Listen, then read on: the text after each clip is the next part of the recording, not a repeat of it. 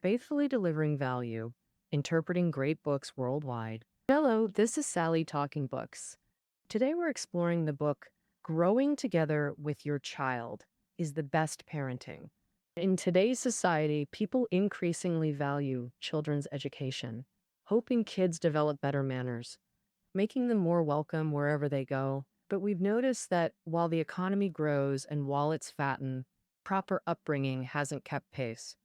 We often see unruly kids running in restaurants, standing on subway seats with shoes on, or even scratching parked cars with stones. Truly frustrating. So, what should parents actually do to cultivate better behavior in children? Today's book aims to help answer those questions lingering in your mind. Author Dad Yu, originally Zhang Minsheng, was a children's book editor with extensive parenting publication experience. He later became a full-time dad and founded the Raising Boys public account. He compiled his parenting reflections and experiences with his son into this book to help address upbringing challenges. All right, I'll unpack this book through two key questions. First, why growing together with your child is the best parenting approach. Second, how parents can grow alongside their children. First, why is growing together the best parenting method?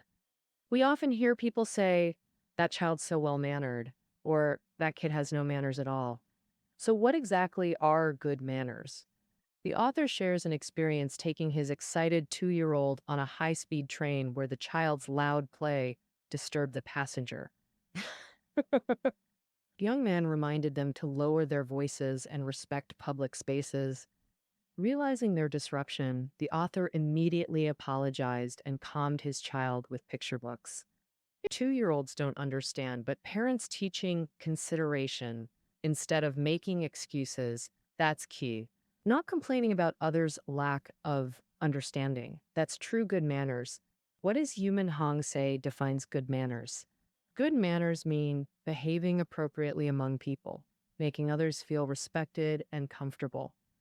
So, how do we cultivate good manners in children? And the author believes the best approach is for parents to be present, influencing children through their own proper behavior, leading by example. China's 2016 statistics on left behind children showed 9.02 million cases in rural areas. Raised by grandparents while parents work in cities, these kids might see them just once a year or even less. For these children, parental presence has become a luxury. Without parental guidance, they experience emotional gaps, poor communication, rebellion, low self-esteem, school aversion, and generally poor academic performance. Yet cities harbor another kind of left-behind children. Parents working overtime for material comforts leave kids with nannies or elderly relatives. Often parents leave before kids wake, return after bedtime, maybe only connecting weekends, and even then distracted by phones. Some appear present, but mentally absent, completely unaware of their child's activities. This inefficient, low-quality time equals ineffective presence. Unknowingly, parents overlook deep loneliness, creating emotionally abandoned children who may develop psychological issues. Children's character, habits, and attitudes stem from parental modeling, which first requires quality time together. During development, children often can't grasp explanations, no matter how much parents talk, but they profoundly absorb parental actions. The author shares a personal story in the book. In his childhood, an elderly New Year painting seller came to their home. While the family was eating, his mom declined politely. The old man then whispered, "If I give you a painting, could I have some food?" His mother immediately agreed, serving the old man a large bowl of rice with an extra duck wing. This deeply moved the author and filled him with pride for his mother. And parents could tell their child 100 times to be kind, but the child might never truly understand. But through their actions, parents can demonstrate kindness toward others, even complete strangers. Secondly, parents must pursue their own growth, as this provides the best motivation for children. Parents should continuously learn about children's psychological development to better educate and support them. For example, many parents now enroll in classes themselves. If the child learns painting, mom joins an adult art class. At home, they discuss techniques, create art together, go sketching outdoors, and critique each other's work. In such an environment, children become more enthusiastic learners. Parents also grow closer to their children, fostering better upbringing. Oh, right. That concludes our first discussion point. Only through quality companionship and mutual growth can parents provide the best upbringing. So, how exactly should parents grow alongside their children? That brings us to our second question today. First, parents must understand children's psychology to prevent drifting apart and better accompany them. As parents, we often face this dilemma. The more we forbid something, the more children insist on doing it. Classic rebellious psychology. Take 7 to 8-year-old boys obsessed with climbing parallel bars, lacking height and strength, yet flipping recklessly like gymnasts, causing anxiety. Even strict parental bans can't stop them from climbing whenever possible. So I ask parents, why exhaust yourself controlling their world instead of being a guardian? Psychologist Adler proposed a key theory explaining this phenomenon: humanity's most vital psychological drive. Reality involves constantly pursuing superiority and success, a drive rooted in human inferiority complex. You might wonder, how does this relate to children's rebellious psychology we discussed? Actually, it reveals the psychological motivation behind such behavior. Children's psychology constantly oscillates between superiority and inferiority complexes. For example, boys climbing parallel bars may be showing strength to parents and peers, seeking superiority, or perhaps other boys master the bars while he struggles. This creates feelings of inferiority, driving him to practice harder. If parents encourage exploration while emphasizing safety, children gain confidence to pursue excellence. But simply forbidding risks makes children feel more inadequate, believing they can't succeed.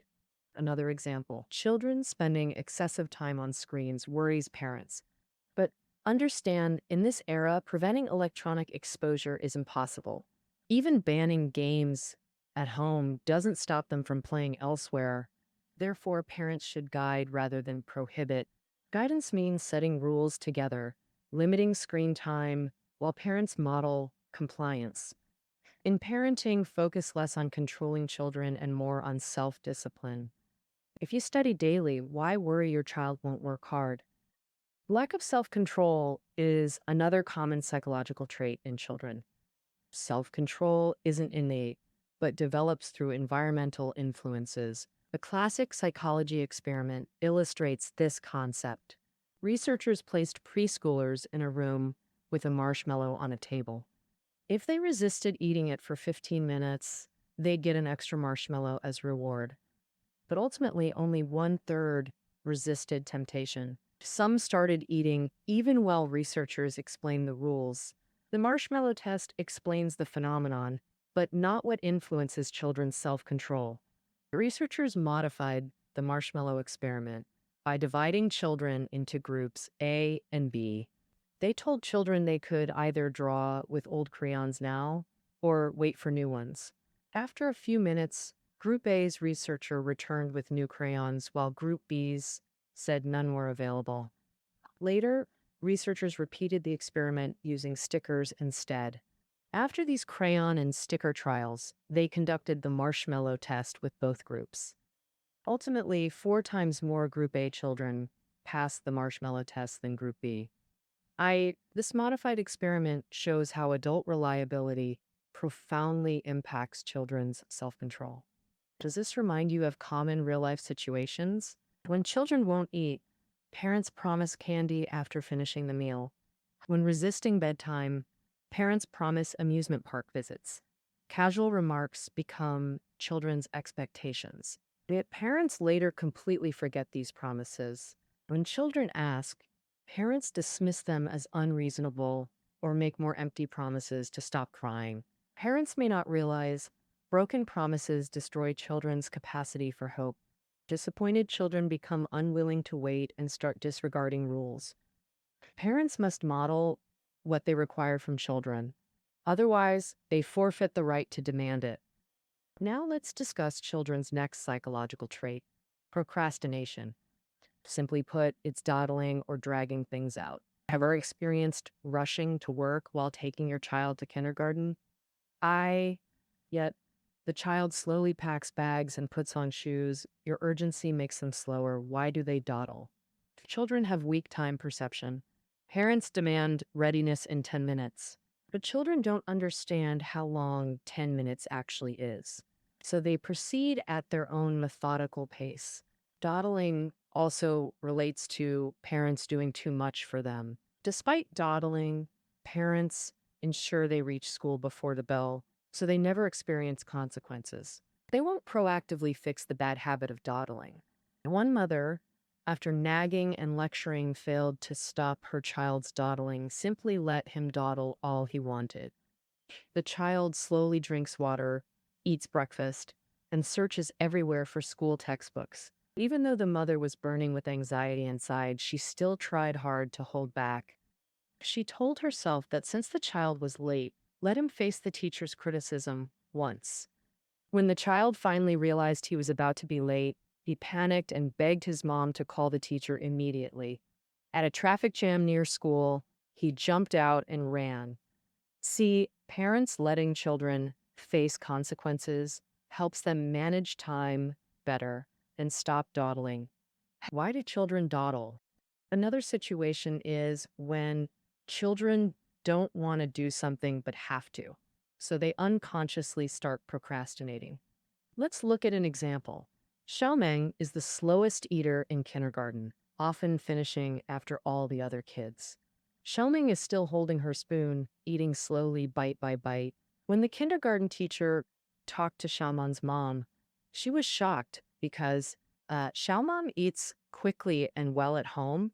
Later, Xiaoming's mom learned that Xiaoming disliked the kindergarten food, but the teacher said kids who don't finish aren't good, so she forced herself. But at home, Xiaoming pushes away disliked food without her mom stopping her, so she eats quickly and well. Therefore, many causes of children's dawdling stem from parents.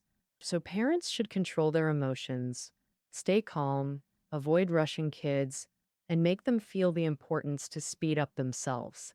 Parents must help children develop time awareness, give full trust and communication to truly solve procrastination. Additionally, the psychological differences between boys and girls deserve parents' attention. People often think boys should be strong, men don't cry easily. While it's fine for girls to be fragile, but understanding boys' and girls' psychological traits shows this view is completely wrong. Psychologically, boys aren't tougher than girls. Actually, they're more emotionally fragile. This actually relates to structural differences in boys' and girls' brains. The human left brain mainly handles language and logical reasoning. The right brain manages emotions, movement, and so on. Human brains develop from right to left, meaning emotions develop first, then language and logic. But since girls have larger brain fiber volumes, their brains develop faster than boys. Thus, girls' emotional development starts earlier. That's why little girls sense mom's mood changes, while boys remain clueless. Additionally, boys have smaller frontal lobes, responsible for higher emotional cognition. Therefore, boys have weaker emotional control.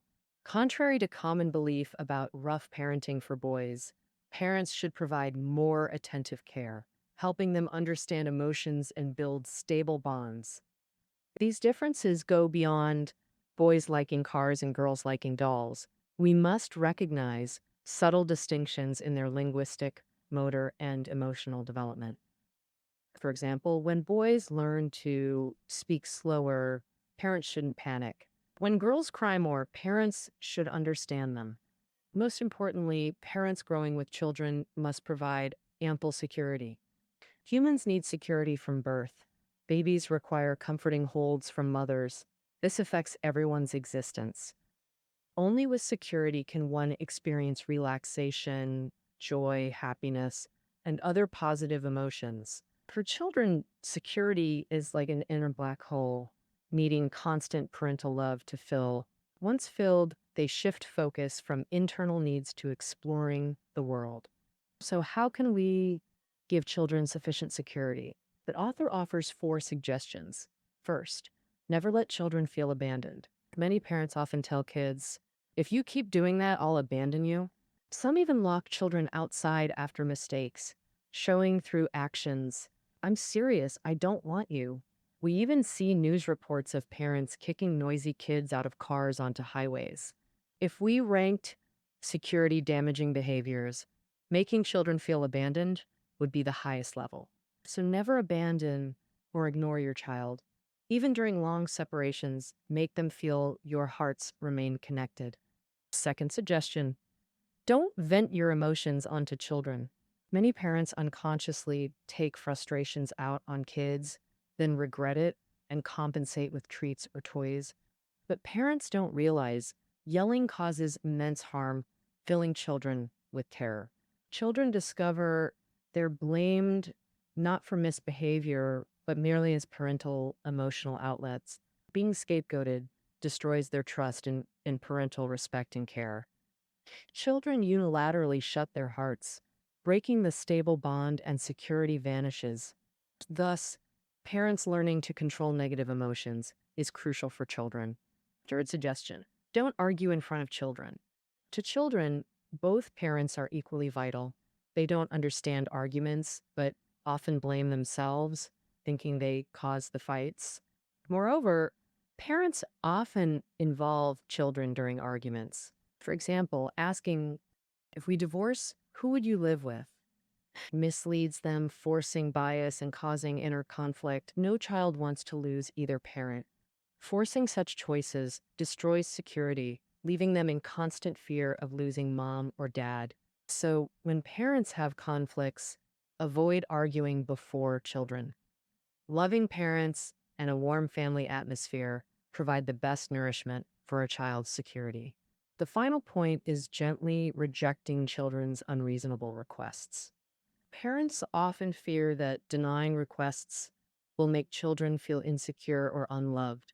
But establishing clear rules and consistently enforcing them helps children understand parents oppose only unreasonable demands, not all needs.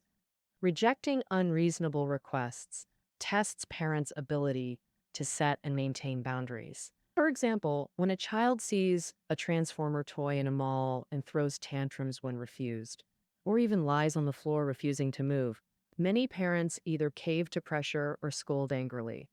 The best approach, take the child to a quiet area, let them vent, then respond gently, but firmly explain the rules. For instance, we only buy 1 toy per mall visit, so no transformer today. This teaches rules can't be broken without harming their security. Once security is established, children's inner needs are met and they begin exploring the world. Reading opens doors for children to explore the world. The author believes reading with children is parents' greatest gift, boosting imagination and comprehension. Many older children struggle with test questions because comprehension skills weren't developed. Early reading helps grasp complex logic and teaches nature, geography, space, knowledge classrooms can't fully provide. But through reading, children gain knowledge to freely explore the world and universe. From flower growth to planetary motion, books contain what teachers and parents can't teach. However, there's a critical window for developing reading skills. The golden period for reading spans from birth to age 10, as the decade before 10 is critical for brain development. Cultivating good reading habits during this golden decade benefits children for life. So, how should parents make the most of it? The author offers 3 suggestions. First, create a conducive reading atmosphere. If parents scroll phones and binge shows daily while demanding their child read, developing good habits becomes very difficult. When children read, parents should read too, Also, regularly take them to bookstores and libraries during holidays. Such actions build a reading culture at home, making books as natural as fruit after meals. Second suggestion, choose suitable books. What exactly should children read? This greatly depends on the child's age and interests. From birth, provide indestructible cloth books. Treat books as toys to build early connections with reading. Around age 3, children enter a cultural sensitivity period. Now introduce classic picture books about habits, mother child bonds, and emotional expression. Around 5, as literacy expands, use simple text picture books that combine reading with word recognition. These bridge books link pictures and text. By about age 8, children have established basic reading habits. Book types can shift from picture books to text only works.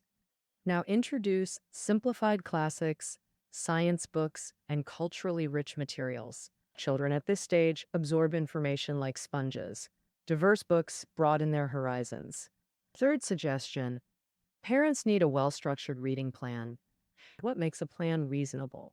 Most crucial, books must match the child's age and interests. Next, reasonably schedule reading time and frequency. Only through consistent practice will time reward them. Quantitative change becomes qualitative, yielding true benefits from reading. Okay, that concludes our second point. How should parents grow together with their children? First, parents must understand children's psychological traits to discern their true intentions beneath behaviors. Second, provide children ample security. Only when fully secure will they explore the world. Finally, parents should teach children the key to exploring the world, cultivating reading habits. All love in the world seeks togetherness, except parental love, which prepares for separation. From birth, children journey toward independence, weaning from milk, leaving parental embrace to walk and run, then eagerly seeking autonomy in adolescence, gradually growing into their own world. Parents' true companionship time is brief. As the author notes, parenting is an inevitable parting where only shared moments remain timeless.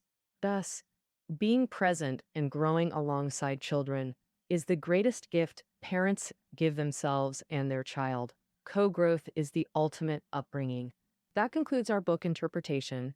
Reading notes are below the audio. See you tomorrow.